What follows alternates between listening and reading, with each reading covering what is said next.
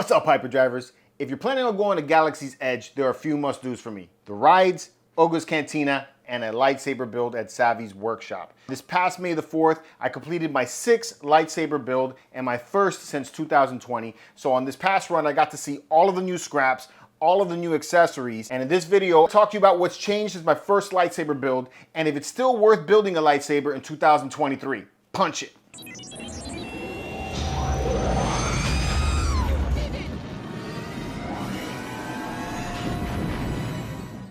Welcome back, Hyperdrivers and newcomers. I am the Medinalorian, and here on the Hyperdrive, we talk about Star Wars news, collecting, and video games. If you like the content that you see on this channel, please give me a thumbs up so you can let the intergalactic algorithms know that we're doing a great job. Hit that subscribe button and punch the notification bell so you can jump to Lightspeed every week with us right here on the Hyperdrive. All right, so if you've never been to Galaxy's Edge before, it is the most immersive, fun experience for any Star Wars fan. I highly recommend you do this before you die in your life. This should be a bucket list item for Star Wars fans to go to Galaxy's Edge.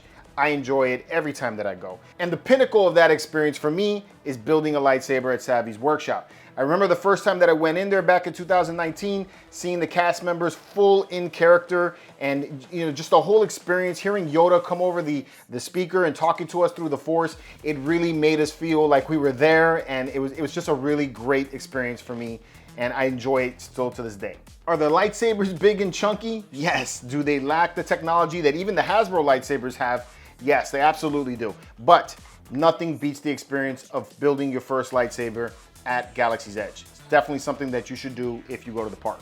Now, my first lightsaber build experience was back in 2019, and back then it cost $199.99 to build a lightsaber. That has changed over the years. It's now $249.99 with the overall build experience being left largely unchanged. You still require a reservation to get into the park. The actors still have the exact same lines. Yoda still comes out over and talks to you through the Force. It's something that has not changed since the beginning of the park, and that's something that I feel that it could be updated, especially since they've increased the price. I kind of feel that, especially for us that build these lightsabers over and over again when we go to the park, that they could have like different actors, different characters come out through the build experience. Like, it would be awesome to hear Emperor Palpatine or Darth Sidious, right, to just come out and laugh, while you're getting your lightsaber build. Or maybe Mace Windu or Darth Maul. Having a different character, I think, would give us something to look forward to when we go in for the build, give us an element of surprise. I think would make it a fun experience and something that would encourage us to do it over and over again. Let me know what you guys think about that in the comments below. If you agree with me, let me know in the comments below, because I think that would make it a little bit more fun. Now, all that being said, the experience itself is not entirely the same.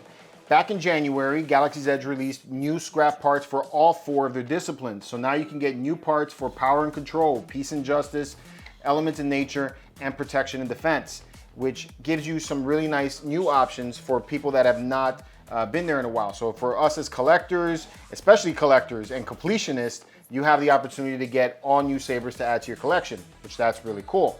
In this case, when I went there, the power and control was really calling to me. I love the way this lightsaber looks. This is the power and control, one of your options.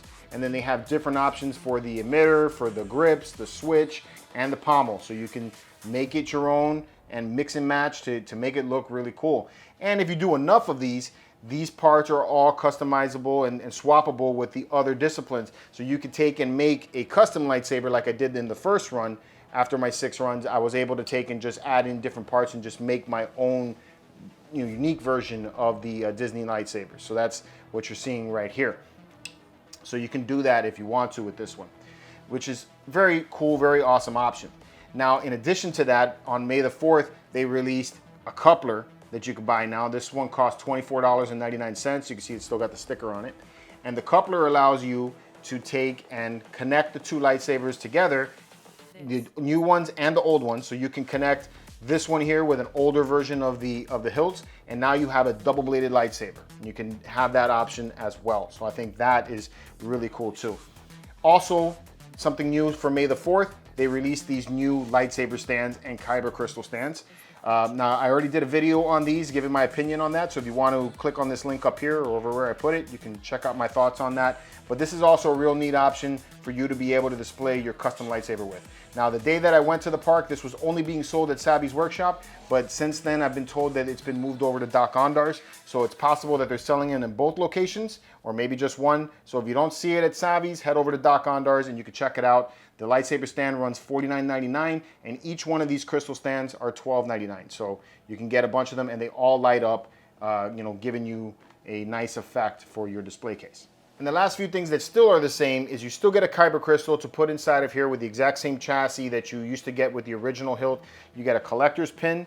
This one here is from one of my originals. I can't even remember where I put the one from for my current build. I gotta go look for that. It was a fun time at the park that day. And you get a carrying case that allows you to carry the lightsaber fully built with a blade. You get a blade also around the park. It makes it very convenient for you if you're spending the rest of the day at the park. Now, just as before, you still need a reservation to get into Savi's workshop.